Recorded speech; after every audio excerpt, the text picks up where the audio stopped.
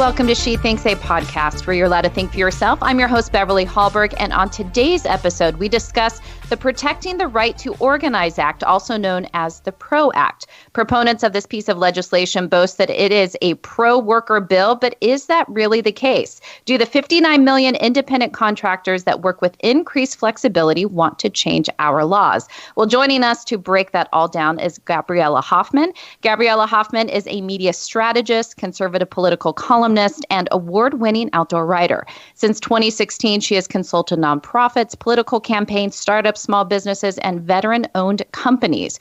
Her articles have appeared in places such as Field of Stream, Outdoor Life, and the Washington Times. She was also one of 240 Americans featured on Time Magazine's Guns in America cover issue. She also hosts the weekly District of Conservation podcast. You should go check that out wherever you do get your podcast. But for now, Gabriella, thank you so much for joining us today. Beverly, it's an honor to speak with you. Thank you for having me.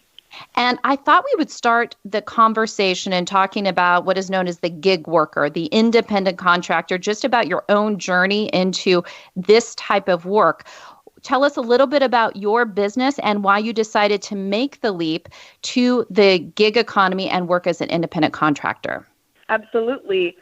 I come from quite a long line of entrepreneurs. I would say most of my immediate family is entrepreneurial in a sense. My mom has worked in corporate America. My dad runs a construction business. My uncle ran a business.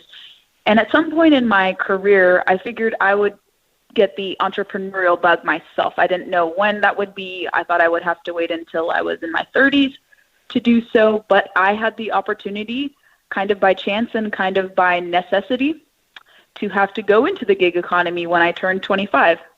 I was looking for my next step in the, let's call it the political industrial complex, what I like to jokingly call kind of the political employment space in the Washington, D.C. area. And I was I was at the peak of my career working for Leadership Institute, which is how you and I first initially connected in 2012. I took one of your TV trainings that year, and LI was a great foundation, a great kind of springboard for your career. But after some time, I realized I needed to find my next step. And I thought I was on my way to doing so. I had taken a job which I thought would lead me to that career or that kind of mid-level step for me. But it turned out that job was not a good fit for me. And shortly after I had taken this job, I left, etc. And I didn't know what to do. And I was kind of thinking about the gig economy, self-employment early in 2016. And I was like, I don't know how I can have this manifest. I don't know how this can necessarily materialize. And when I was kind of forced to go into it, but partly interested in going into it after realizing I was not going to get to kind of advance myself in the political industrial complex. So it was kind of tough at first, to kind of grip with, you have to adjust, you have to kind of circle back with your connections, you have to kind of lay out your plan. And I know you having started a business yourself, it takes many, many years. It takes months of planning when you initially want to kind of announce your project or announce you're moving into this step. So for me, I had to map out kind of what my next steps were. And I had to take a lot of opportunities that were unpaid, kind of like in my early media career when I had to do a lot of kind of unpaid or kind of internship level opportunities, and that's fine. But you kind of have to start all over again when you want to go onto your own sometimes. And that was the case in my own career journey. And it took me about 3-4 months, and it was around November 14th, 2016. I know the exact date. I remember it very vividly, where I was very confident at that point in time to say, hey, I'm self-employed now, and I'm going to be doing this for the foreseeable future. And a lot of people received that notification or received that announcement quite well. It didn't lead to immediate high-dollar clients or lots of leads, but it led people to believe that they could confide in me and they can seek me out for contractor opportunities or other related employment opportunities. And now going into my 5th year, almost 6th year of doing it, I wouldn't trade that for anything. Yeah, well, congrats on all the success that you've had so far. The fact that you're going into your 6th year is a testament that what you're doing is working. A lot of people quit after a year or two, and especially you being able to brave the time of COVID, which was obviously and still is a major hardship for so many people, including independent contractors. So congrats on all of that. And in preparation for this conversation with you, one of the things I didn't know that I was surprised by was the number that 59 million people are independent contractors in this country. That is a huge amount. That is a massive amount. Can you give us a little bit of info on the history of the independent contractor? When did we start seeing so many decide to start working for themselves? Was it really as we saw technology increase and people being able to have their home computers? What was really the turning point? And interestingly enough, the numbers you cite are from the Upwork freelance report that came out last year in September. And actually, that report noted a 2 million increase in participation for the gig economy or freelancing in general. And actually, a lot of people defer to the 57 million number, but now it is up to 59 million, which is astounding and amazing, in my personal opinion. And that 59 million number actually comprises 36% of the workforce currently. And cumulatively, all freelancers, whether they're doing this full-time as a side hustle or temporarily or as a supplement to their full-time job, we have a valuation in the economy of $1.2 trillion, which is fantastic.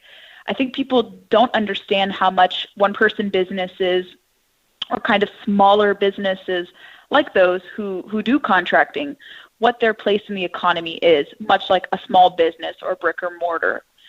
And yeah, those numbers I think will continue to grow, and it's amazing that people don't talk about this that much. And when you contrast that with, let's say, union workforce is at a historical low.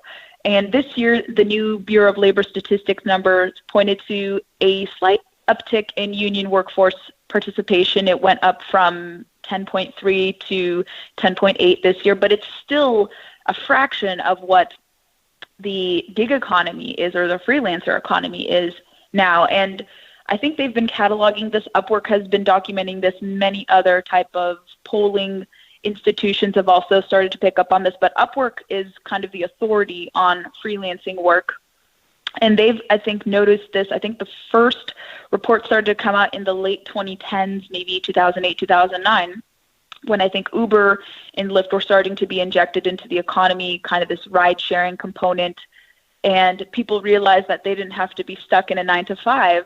That was maybe constricting their ability to grow, maybe pick up new skills, have flexible work to better juggle family and career. And I think just with anything, I think the notion of creative disruption was starting to be embraced. A lot of companies were breaking out. I think even you think big picture, like all these larger conglomerates, like social media companies, a lot of these different innovations, a lot of these different companies that brought and injected new ideas, they disrupted kind of traditional, conventional companies on the digital space and in media. They started to become on the forefront, and just this kind of transition into creative disruption, which was a concept that has started to become embraced kind of in economic circles, and entrepreneurship from some of the Austrian economists. I don't have to really necessarily go into the weeds, but Schumpeter is someone who piloted entrepreneurship, and people kind of defer this notion of creative disruption or creative destruction to his thinking, and he kind of foreshadowed a lot of things, but he foreshadowed and studied extensively entrepreneurship. So I feel like this is the point of time in entrepreneurship or entrepreneurial endeavors where you're going to see a lot of people kind of reject or deviate from what has been accepted conventional work environments. So the 9-to-5 or working in an office. And I think this is inevitable. Yeah, and just to jump in here, I think the fact that the numbers have increased shows that there is success in independent contracting, that people are going to this, they find that it works for them. I think especially when it comes to women, the flexibility that it offers, which is why it's surprising that now is the time that we see politicians want to change the way the gig worker is treated, the way they're classified. So this is where the PRO Act comes in. Now, we have talked about AB 5, which is a California state law, on this program, this podcast quite a bit. Tell us a little bit about the PRO Act. How does it treat AB 5, and what else is it trying to do when it comes to the gig worker?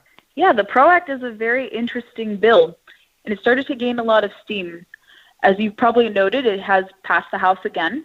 It had quite bipartisan support, a few Republican votes and only one Democrat deviator in the House of Representatives. The Senate has yet to deliberate this, but this week, interestingly enough, much to the surprise of many people, but not surprisingly, given that this new administration wants to embrace this and implement this in some form or fashion by executive order or by congressional decree or congressional bill effort. But the PRO Act, is kind of a extension of California's AB 5. So it takes that same AB test, that really contentious AB test that would basically make most people who either independent contract or engage in flexible work, not a contractor or not a flexible worker, you're going to be a default employee. And on top of that, that's like the first or second page of the PRO Act. If you read through the legislation, it has that same exact ABC test. But beyond that, it completely upends and it completely changes right to work laws in this country. It also changes worker privacy.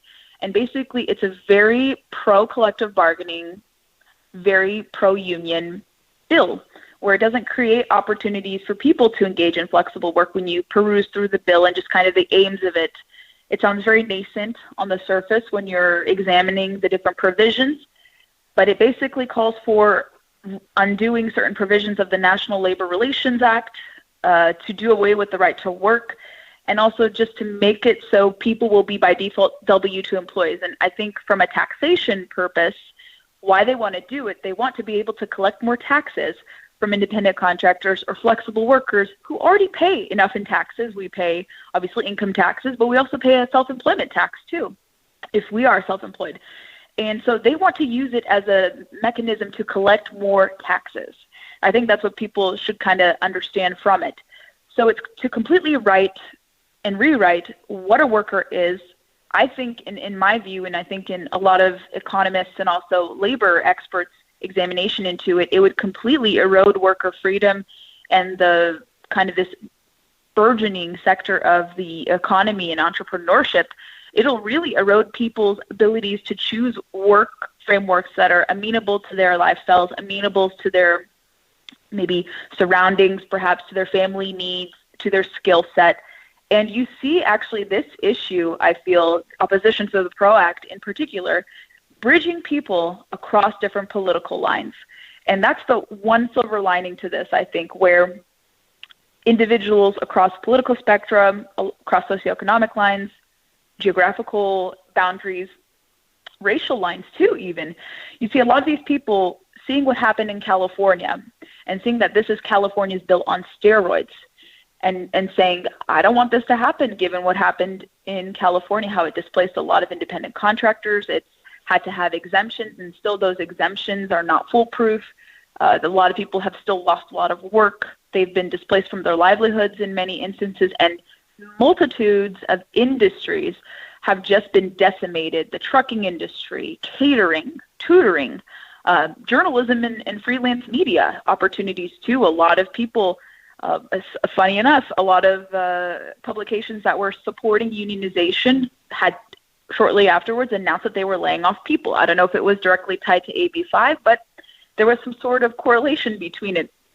And a lot of people have just suffered under this law, and it seems like they won't have any reprieve. They did pass Prop 22 to protect Uber and Lyft, but there's still many independent contractors who are still in limbo from this California AB 5. So when you examine the PRO Act and you see what it's done in California, and you see what it wants to do to change employment law to make it really draconian, I think a lot of these labor activists, maybe they're well-intentioned, some of them, and this is not an attack on individual labor union members. I think they're often getting a very bad end of the bargain. I think with them being displaced by the cancellation of the Keystone Pipeline, I think they're suffering enough too. But I think a lot of the union bosses and labor activists and labor interests, big labor interests, really want to kind of be stuck in the past. They think that we're still in the 1930s when it comes to employment law, that people are in really squalid, horrible work conditions, that misclassification of workers is rampant.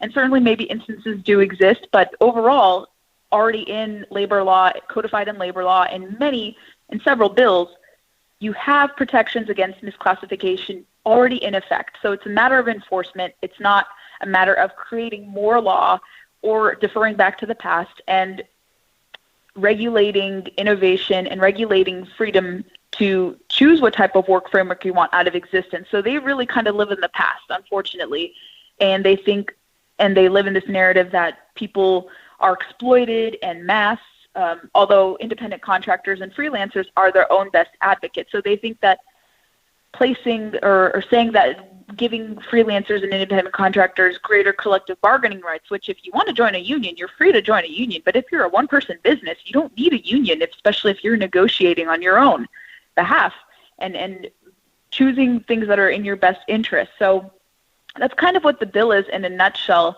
And we can discuss more particulars about it if you're interested, but it's just this really vast, complicated bill, and it's not made to be simply understood. I think that's the point of this type of legislation, where they like to paint it in a rosy picture that it's really great for the American worker, but when you comb through the weeds of the legislation, it is very detrimental to the American worker. And I think a lot of proponents in big labor like to say that there's only one type of American worker, they're not multidimensional, and we speak for all American workers, which is not the case. And I think in our pluralistic society, workers have different opinions, they have different needs and wants and desires, and to have a bill to blanket statement and to generalize what is best for all of us is really antithetical to this country's founding. It's really antithetical to labor law already in place, and it's antithetical to having an economy recover and bounce back. Before we continue the conversation, I'd like to take a moment to highlight IWF's Champion Women Profile Series, which focuses on women across the country and world that are accomplishing amazing things. The media too often ignores their stories, but we don't. We celebrate them and bring their stories to you. Our current profile is Jody Shaw, the Smith College alumna who resigned her position because of racial animosity. To check out her story of bravery, do go to IWF.org to see why she's this week's Champion Woman. And Gabriella, before I let you go, you've talked about a lot of the struggles that independent contractors are going to be facing should this PRO Act pass. Are you hearing from independent contractors? What are you hearing from individuals? Or is it one of those things where there's so much else going on in the world, there's so much news, you have the PRO Act, which is being billed as this pro-worker bill, that many independent contractors don't know what's coming? Yeah, I think a lot of people are caught off by surprise when they learn about it. I've had a lot of people in the outdoor industry who are fellow freelance writers reach out to me and say, thank you so much for shedding light on this, or if they're like an influencer too. I think a huge segment of, let's say, marketing through influencer marketing is going to be hit too. I think a lot of these people are in 1099 arrangements. They're not W-2 employees in many cases if they have multiple deals. So I've heard from different outdoor influencers, writers, nonprofit workers, individuals who engage in some form of flexible work. And in the different industries I work in, I think people are starting to become aware. I'm in several Facebook groups, one specifically called the Fight for Freelancers, which is just completely ballooned in a wonderful sense. And you see different freelancers from across the country, spanning different industries, interests, like I said, just very diverse naturally. And you see many of them, and interestingly enough, a lot of them are Democrats, progressive Democrats, in fact. And they're just so mad at their party. They're mad at this new administration for ignoring them. There was a phenomenal piece in NBC think tank from a woman who said, I worked very hard, or I very adamantly supported Biden, and I'm worried he's erasing my livelihood, or he wants to erase my livelihood. So you see, actually, just in kind of my purview of it, you see a lot of people who you would not necessarily think speaking out about this issue, but they feel like their complaints or their airing of their concerns is falling on deaf ears. They try to reach out to different senators and they get generic responses, or they get some kind of unclear responses, especially from Republicans who will definitely oppose the PRO Act, but they're a little frustrated that some of these lawmakers are not making clear stances when they're in contact with them. And I think certainly with the news cycle, a lot of things happening, churning and changing rapidly at the 24/7 news cycle, it's really hard to keep up. And I think a problem I see with this, the reason why I think more people should concentrate on this issue rather than picking fights among, let's say, conservatives. We've seen a lot of infighting. We've seen a lot of distraction, I think, in my opinion, where we lose our focus on important issues like this, and people don't start to care until it's been passed into law or it's been signed into some action by executive order means. So we have a problem, unfortunately, where we start to care when it's too late, and I don't want that to be the case with this issue. So I've been going kind of out of my skin and tweeting more than I want to, or posting on social media more than I want to, because I want people to be aware of what is going on, not just for my own personal sake, but for the sake of 58, 59 million other people who engage in this type of work. And I've heard from different people throughout the pandemic, friends or minor associates or people I've come across, asking me, how can I go into this? And I think this is better for me. This situation is better for me because I don't want to be stuck working in an office. I don't want to be constricted to one employee-employer arrangement. I want to have multiple clients. I see that you do it well. I know it's not going to be the same exact experience like you have, but I want to go into this because I want to make people happy and I want to offer a unique service or product. And I think that's one way that people can enter entrepreneurship without having to find, let's say, a venture capitalist or to have to raise so much money for, let's say, a startup. So they're finding other ways that they can do this. And by being kind of like a consultant or a strategist, I think a lot of people have found harmony in this type of arrangement, and they want to be happy. I think a lot of people choose work because, okay, I'm going to get benefits, or okay, I'm getting this great salary, but are they doing something that's impactful?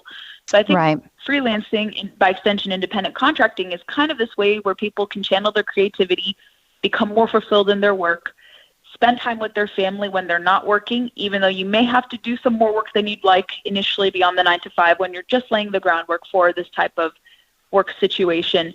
But I think people feel more fulfilled. They want to be happy. They want to enjoy what they do, and they don't want to be stuck in an office job.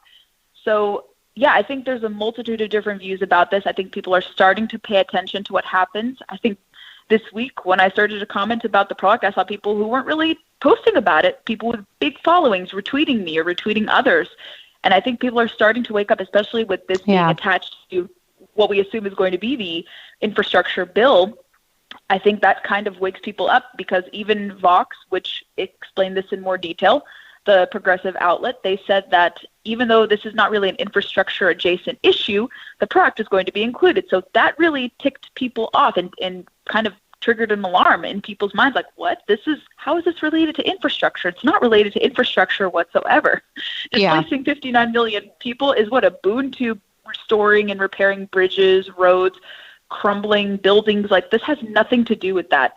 So that illusory correlation kind of got people to maybe examine the issue for the very first time and be like, this makes no sense. This is very problematic. And let's continue to change people's mind. And whatever little part I can do to help, that's what I want to do if I can use my platform in doing so. So that's going to be my goal, drawing awareness. Yeah, well, you have done a great job doing so. And especially when we think about independent contractors, it's worked well for you. It's worked well for me. It's worked well for a lot of women in this country. So the PRO Act would dramatically change the way that we are classified. So people need to be aware. So Gabriella, we appreciate your efforts on it, your work on it, and also joining us for She Thinks today. Thank you so much. Thank you, Beverly. It was a joy chatting with you, and I hope we get to see each other soon. And thank you for joining us. Before you go, Independent Women's Forum does want you to know that we rely on the generosity of supporters like you. An investment in IWF fuels our efforts to enhance freedom, opportunity, and well-being for all Americans. Please consider making a small donation to IWF by visiting iwf.org/donate. That is iwf.org/donate.